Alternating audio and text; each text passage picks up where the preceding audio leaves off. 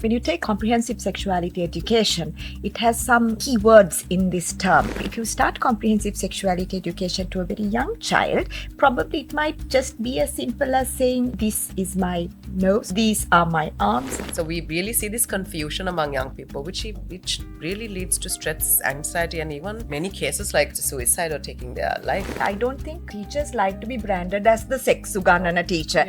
Even within the teachers of a school, I think there's a little bit of a stigma like, sex suganna yanawa. Many times people have told me like, what's wrong with you? Like, can't you find something else to champion, Like you're a mother, like a respectable lady. We wrote this book called Montage of Sexuality in Sri Lanka. Some people very casually, not in a bad way, said, sex book ekak liyanawalu neda. Like, once again the misunderstanding that we're talking about.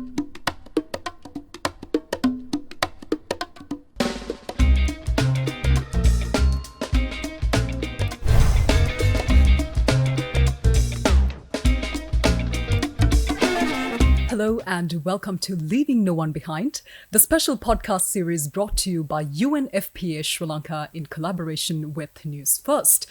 Now, a couple of weeks ago, we opened up an honest conversation in our very first episode on breaking the myths, sex, consent, and pleasure that we had with Dr. Rashmira Balasurya as well as Hans Bilimoria.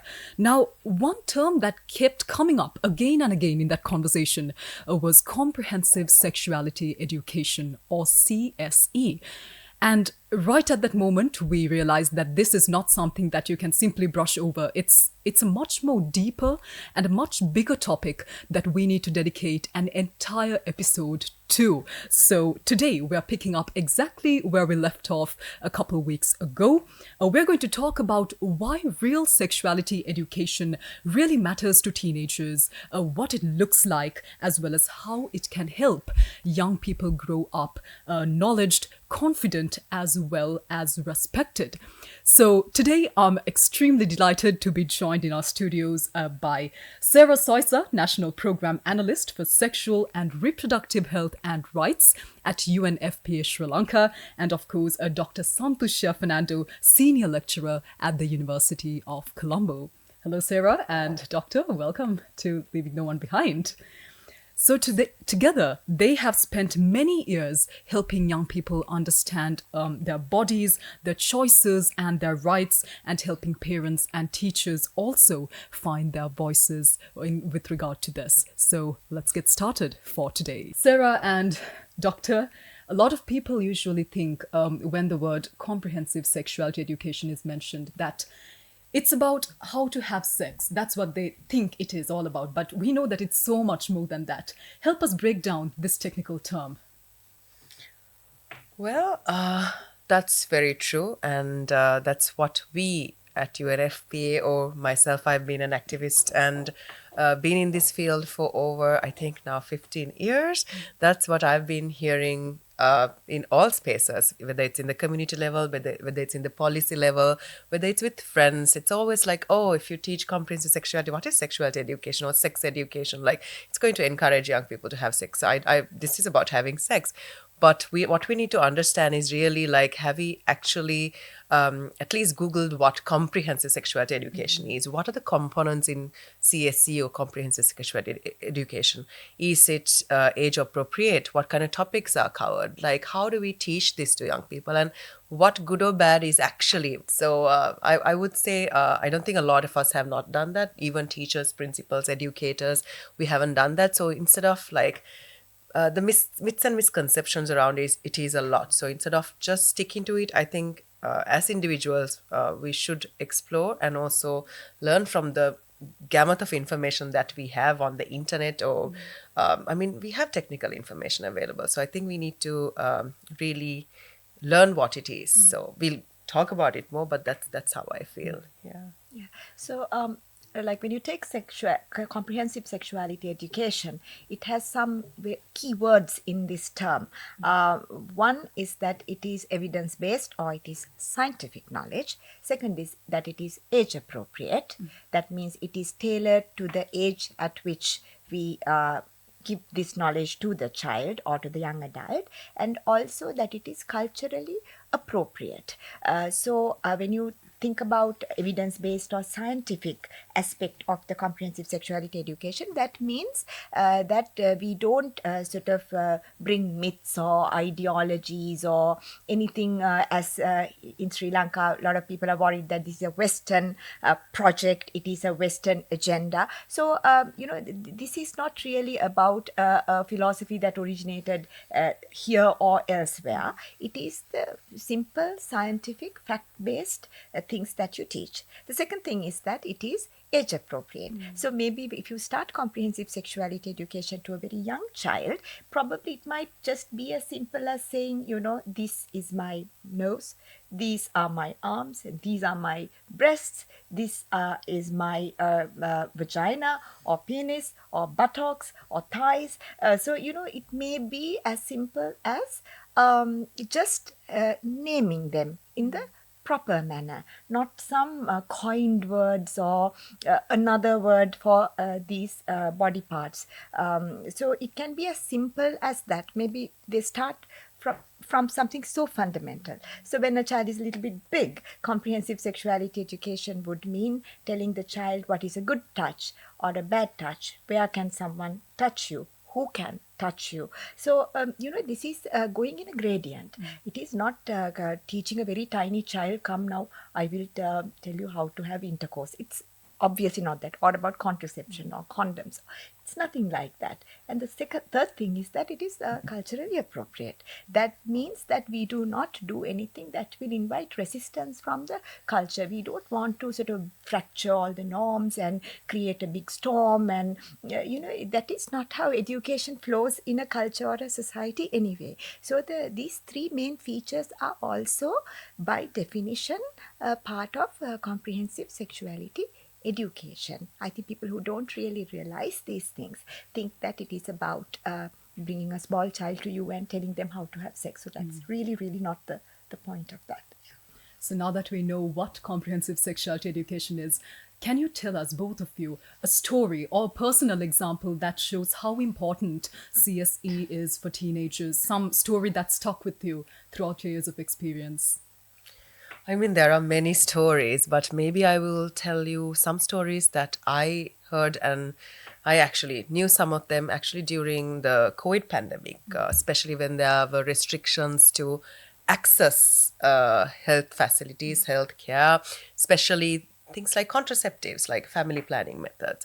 A lot of young people, I mean, whether we like it or not, whether there's acceptance or not, people are going to have sex, and young people are going to have sex, and it is happening in Sri Lanka. We see the data, it's the reality.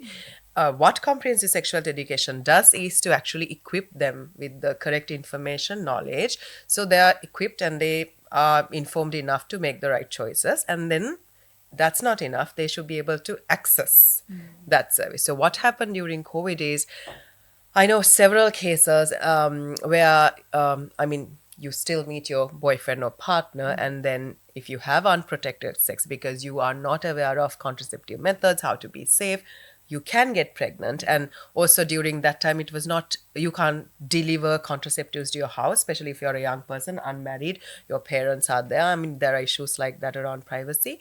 So you can't access those. So they couldn't access it. So there were instances, several, where they got pregnant, and then termination of pregnancy is not legal. It's restricted, legally restricted in Sri Lanka. So you can't actually even access a termination, even if you're under 16, even if it's rape, even if it's incest. So that's another thing. So I know two young girls who had to carry the pregnancy to term during the COVID period. So those are some heartbreaking stories, but so many stories around unplanned, unwanted teenage pregnancies, and these are their futures. And reintegrating a young person, a young teen who is pregnant, who has given birth to the school, is very difficult. I mean, principals, teachers, other parents, it's a nightmare. So then that girl child's education, other future opportunities, possibilities, everything just stops there. So this can lead to really grave consequences. It's someone's future that we are playing with. There's a lot of stigma surrounding that topic as well. Absolutely. And also, what Sarah said here was about like slightly older children or adults, slightly older young adults. But in my experience, when I was a very young doctor, my first station was in Dambulla, that is in the Matale districts, one of the poorest districts of Sri Lanka for the last several decades. There are a lot of women, they go to the Middle East as migrant workers, and children are left behind with fathers, stepfathers, uncles, grandmothers, and so on to care for them. So in these kind of brackets of society, children have many double or triple burden. I mean, apart from not having comprehensive sexuality education, their life itself is a very challenging one. So there are lots of cases of incest in urban and rural areas both, where actually when you lose the protection of a mother as a primary caregiver, this is an eventuality in the world. I mean, we know that. So when these sort of sexual harassment happens from a family member or a known person, an uncle, father, stepfather, brother, actually these children don't really know what's happening, because this has not been taught to them or broken down to them in terms that are age appropriate and in terms that they understand. Sometimes they even think it is maybe normal or affection. It's very easy to groom these children into becoming the victims of these predators. And and sometimes they are brought to a hospital when some grave sort of an assault or a misuse, sexual abuse happens. And sometimes these abusers have the guts to tell us, the medical professionals, like මගේ ගහේ හදපු ගෙඩිය කන්න මට ඔයාගේ මේ permission ඕනේ නෝනා. Like they will they Justify think it. they think because actually it doesn't necessarily come from only a position of power or patriarchy or in a way that we would like to think about it. Even that man is a victim of not having education. Even this child is a victim of not having education, comprehensive sexuality education. And even that mother, if she knows the consequences of leaving a young child in this vulnerable situation, they might reconsider the decision. We can't really tell a woman not to find economic earning capacity, but you see, there are these sort of ideas and thoughts in our society even now in certain sections of society. So even if you take, even if the state takes this to before the law, before the courts, this child does not even have the fundamental language to call her vagina the vagina, call her anus the anus. They will call it something else. And when they are cross-examined in a court of law by the lawyer from the other side, sometimes this case can fall. And also there's another side. I mean, these are children who can speak and so on, speak, see and express themselves in however the limited manner. Then there are the certain sections of our society where the children who can't speak, who have a speaking disability or hearing impaired. So those children also become very easy victims to predators, because they can't talk actually and say it to many people, and even their sign language should have a vocabulary to explain what happened. And actually I think UNFPA is working on it, is working on it to have a Sri Lankan vocabulary for these children to explain what happened. So if you don't even know what is the body part, where it is, and if you confuse one body part with another, it is very difficult to bring these perpetrators to justice. So I mean, the landscape of what we miss by not having comprehensive sexuality education is very vast, and it's very sad. So something has to be done, and we have to sort of move forward. Yes.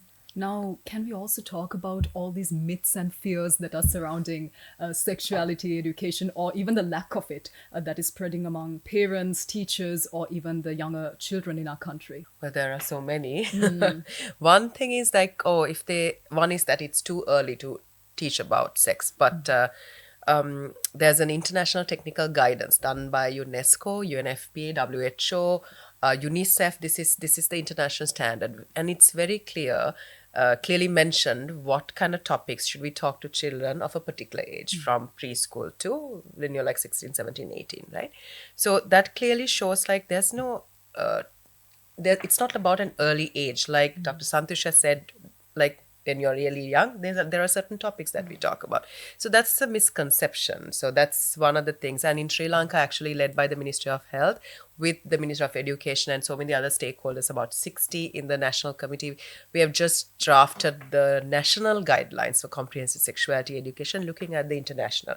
So it's culturally appropriate. It's responsive to our needs. We're looking at Sri Lanka, and we've really drafted it looking at the Sri Lankan young generation and young people. So there are things like that which scientifically show it's not too early to talk about it. The other one is that parents will lose control over their children when they learn these things. But what we don't know is comprehensive sexuality education in a school setup specifically.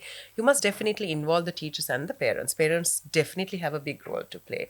They need to talk about these issues at home, usually in a curriculum, like, even at home, you get like for math science, you have things that you have to do at home. So same thing under health science or CSE, you have things that you have to talk to your children about, do certain exercises together, write certain poems together. So the parents are very much involved and empowered. And maybe I'll just highlight one more thing. The other one is, if it's about comprehensive sexuality or anything to do with sex or menstrual health or whatever, we shouldn't talk about it with boys and girls together in one classroom, which also creates an issue. Let's say it's menstrual health or periods that we're talking about. Boys need to be sensitized and aware of the body parts, how it functions, why it happens, and be aware and empathetic, like what can I do to support my colleague, my friend. So they need to be aware of it. We see so many adults in marriages, even after the woman has had a child, they really still don't know what menstruation is, what she goes through, the physical, mental, emotional. There's no idea. So I believe it's very important we have both men and women in these conversations together. And also, people think that they attribute comprehensive sexuality education probably because it has the word education to younger children, and this is about saying unnecessary things to younger children or so on. But like all education, comprehensive sexuality education will also set the stage for the sexual and reproductive health for the rest of your life. The maths that we learned in grade 1, grade 10, it has formed the foundation for our mathematics for the rest of our life. So the comprehensive sexuality education that we will be giving the children will set the tone, set the stage, set the attitudes, and so the life cycle worth knowledge, attitudes, empowerment, decision making, all that is also a part of comprehensive sexuality education's foundation. And sexuality education doesn't just mean body parts or contraception or sex. It will also tell you many things about consent, being assertive, having the power to say no, and some people who cannot touch you in a sexual manner. And so all these are also life skills that will overflow to other aspects of our decision making. So it is like learning literature or science or maths or language. It is a lifelong skill that will improve and build on if we give this foundation. And the other thing is that comprehensive sexuality education is best given by a school curriculum. And if we don't give it via the school curriculum in a regulated, meditated, in a very scientific manner, other people who are not really qualified to give you this information, give our children this information, will grab the chance and use or abuse this opportunity. So we have to be very mindful to assert our space in education, and to for the governments to be responsive to this space and to own it. I think it is very important. Otherwise, it will go into the hands of people that we can't really regulate. A lot of children get their ideas about sex, sexual intercourse from pornography. Even older people, they have very unnatural and unrealistic standards for sex, and body image, all these things, because we have not asserted our space, and we have given it to the porn industry and to so many other unscrupulous people out there. So I think it is a moral responsibility to own this space, I think, Sarah. Sure. Yeah. I mean, we see these whitening creams, skin color issues, concerns that young people and the anxiety they have about sizes of their body parts to color, because that's all because we watch, mostly even pornography is very Western. We rarely see Asian kind of pornography. So people start comparing themselves to that. This is how it should be. This is how I need to look like. And they have a lot of stress and anxiety. So I've been training young people and working with young people for over a decade, and the most common question from boys is usually about the size of their penis. Is this big enough? I'm really stressed. I don't know. I want to kill myself. Should I get this pill, that pill? There are all sorts of things available. And for girls, it's about virginity. Like, am I a virgin? I don't even know. Should I play sports? Like, what does it mean to me? What is this concept, which is not even scientific? So, so we really see this confusion among young people, which really leads to stress, anxiety, and even many cases like up to suicide or taking their life. So I like that Dr. Santosh actually talked about how CSE is a bit different from a biology lesson, but can we go a little bit more into detail about that? What exactly sets apart comprehensive sexuality education from a mere subject unit that we learn in school?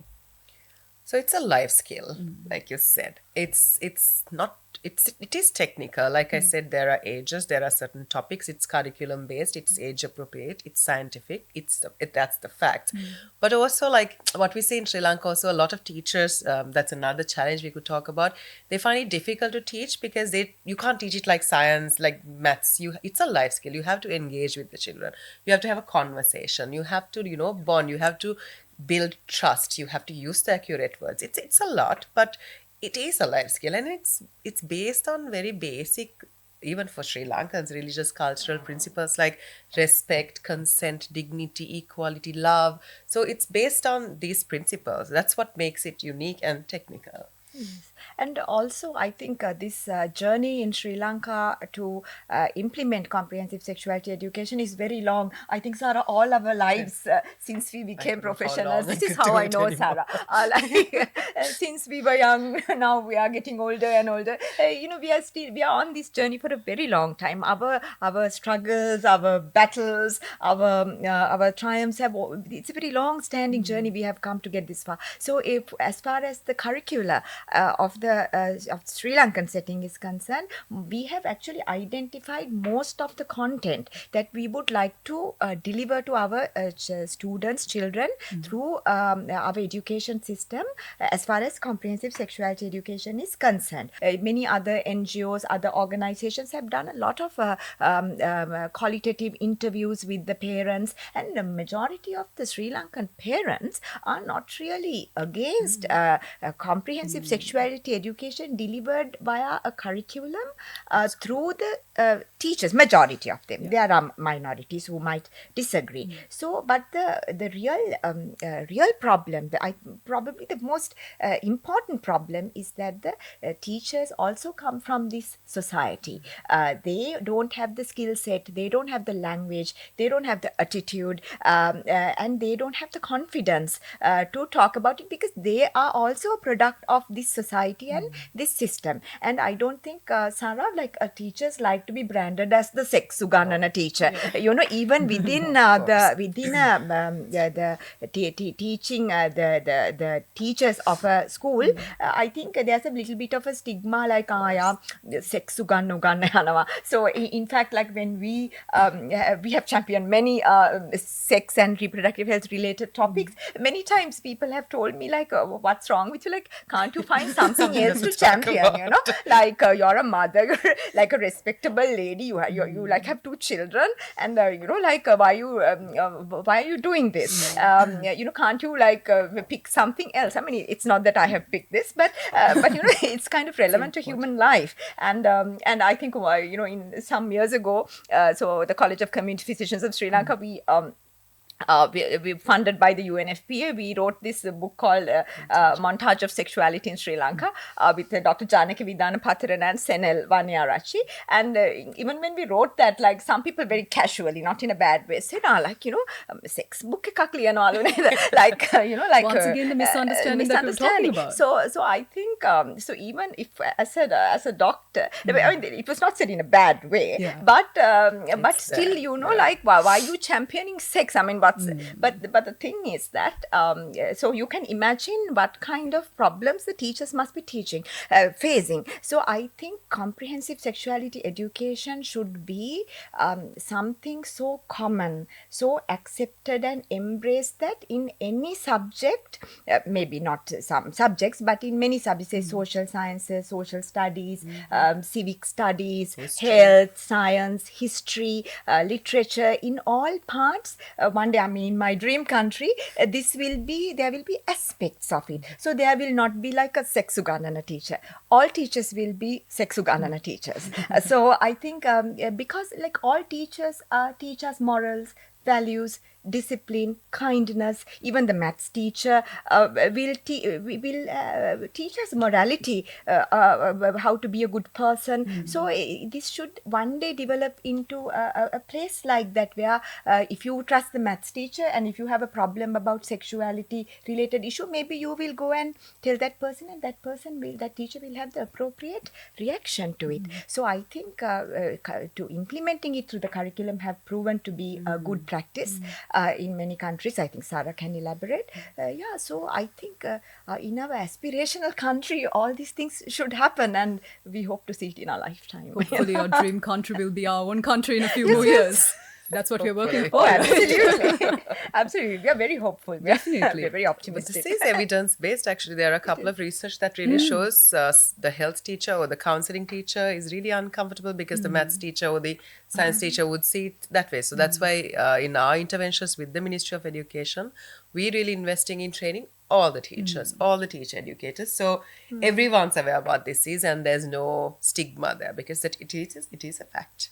On that note, let's talk about the countries that are doing this well. What kind of changes have they seen because of strong and good quality CSE?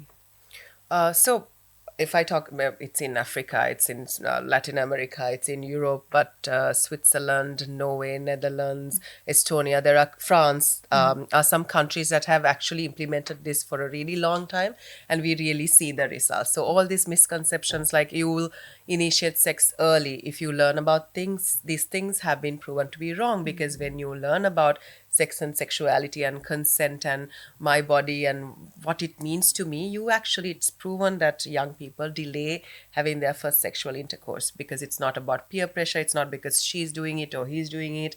You do it or you consent to it when you're ready and when you have all the information. And you see the teenage pregnancy rates, unsafe abortion rates are less when you and HIV and STI rates, which is quite interesting. In Sri Lanka, HIV rates we see, especially among 15 to 24-year-olds, is increasing, and STIs are pretty high in Sri Lanka, especially among young people. That's because they don't have the knowledge. So it's proven in other countries. And even in Asia, we see very good examples in Pakistan now, Cambodia, India, lots of innovative programs to reach out to young people. And we really see these results, and we really see how it results in higher academic outcomes, professions, their capacity in the future, how young people later on can contribute to the economic development of a country because they have not had unwanted pregnancies, unplanned pregnancies, they have not dropped out of school. So you can really see that cost and that benefit that you get if you invest in CSE, the benefit that you get out of it. And also, Sarah, something we must remember is that now Sri Lanka has really remarkably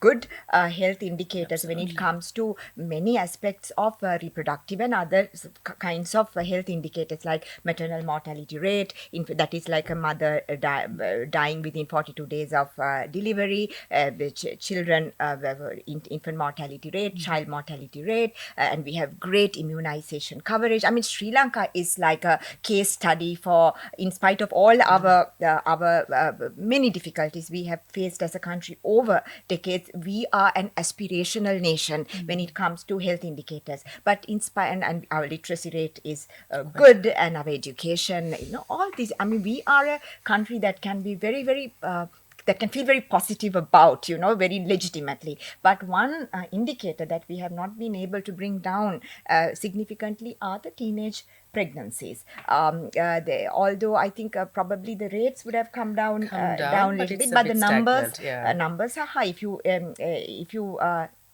count each one of these lives that are facing the teenage pregnancy, it is high, and it is an intergenerational issue. Usually, the children of the mothers of teenage pregnancies also become pregnant when they're teenagers. So it is a vicious cycle that denies them of a lot of opportunities. So we must think of the long-term benefit to women and to the economy. And one other thing that we must think about is that in this age of smartphones and apps and internet, that many teenagers, young people are having a sort of an alternate life, literally an alternate life in social media, Insta, so on. I mean, through these apps, there are so many other platforms in which young children join. They join these platforms, and there are sexual activity, mediation, so much of poor knowledge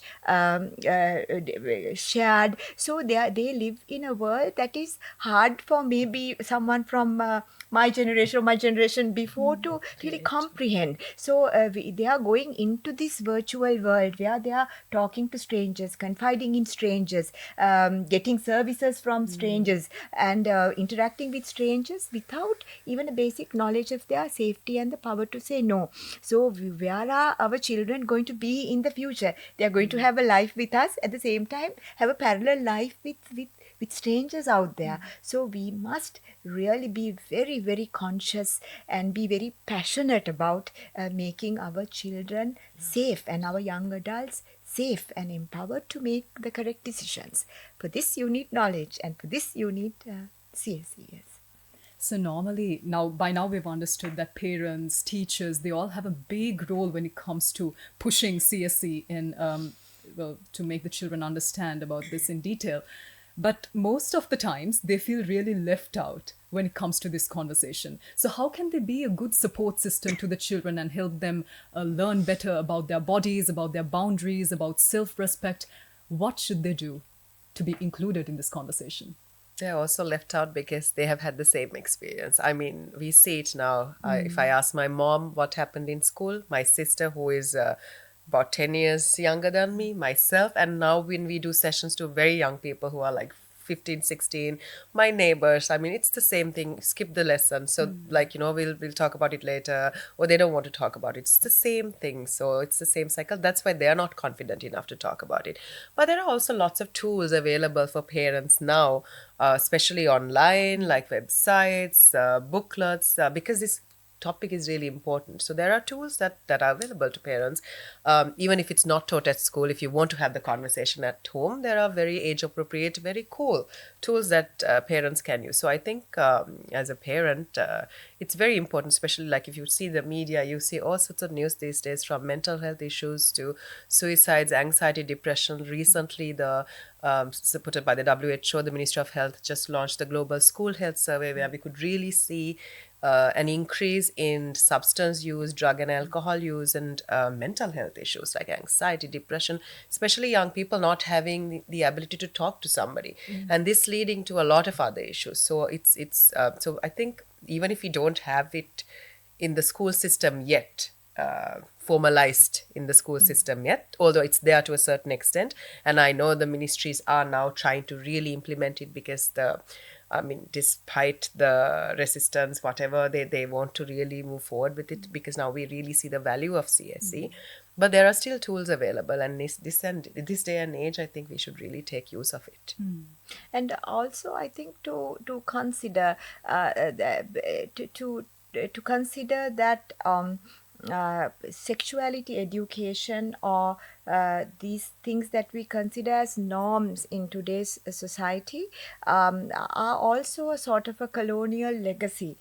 Some of these very Victorian or very regressive beliefs we have about sex, sexuality, the conversations about sex, and all this is it is actually a result of very archaic laws we have in Sri Lanka that we inherited from the British and the Romans, Dutch, and the English law that we have in Sri Lanka. Those countries like the Netherlands, Italy, and England have so long since abandoned many of these regressive laws, and we stick to it. And therefore, it is certainly this what we are talking about today in terms of our culture. It's not a Western project. Our ancient literature, our ancient poetry in our Sandesha Kavya and so on, there's no body shaming, if at all, so much of adulation for the female body and acceptance of sexuality, in all these Varnana, Kavi, and in many of our ancient literature,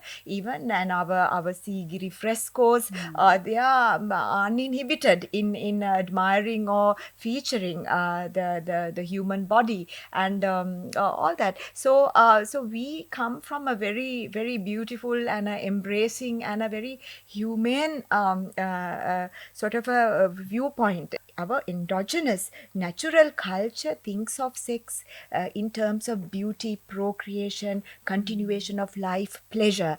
We have attached pain, stigma, sexual abuse. This comes from another viewpoint. Our endogenous local way of thinking is to think of all this as a part of a beautiful system that is called life, and to embrace it. So it is not a Western project. CSE is definitely actually a continuum of our ancient traditions of education and our ancient philosophies of who we are. So I think it is very much on point with that. So I think we must look at it in another way as well, and not like a colonized creatures, so to speak. Yeah. So the time has come to reframe it. Yes. So just like you said, some people, I mean, the majority, our culture is basically very accepting as this, right? But there is also a majority of people who think otherwise. Some people think that comprehensive sexuality education can violate their faith, it can violate their beliefs and their culture. So how do we make space for all sorts of different beliefs while also ensuring that our younger generation is raised educated with regard to CSE? Like I said before, it's we have to look at the principles and the values of comprehensive sexuality education. It's respect, love, equality, compassion, dignity. So I think that's what religion also is all about. And also, I think, Sarah, what we see on social media or on mass media, when we place blame on religion, that is a very small number of personalities, or very vocal or very cantankerous personalities. But if you actually meet the ground level clergy, the learned people in all religions, all major religions in Sri Lanka, our experience is that they actually have even found a justification for this through their scriptures and their deep philosophies. If you really go to the masses of religious leaders, they are not against dignity, they are not against compassion, the power to say no, or to have a good life, have good education, good opportunities. They are not like that. It is actually, we should not generalize these emotional contagions we see when an issue is raised and riled up for someone's advantage. We must not generalize it to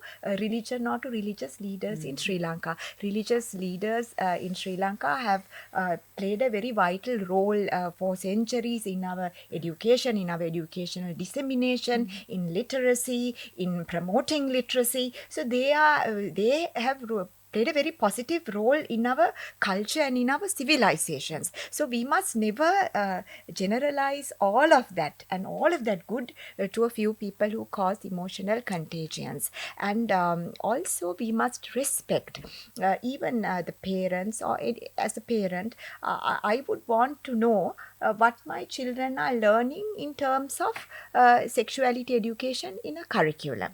And that is a very fair expectation that you can expect from parents. The same way I would like to know what my child is learning for literature or for maths or something.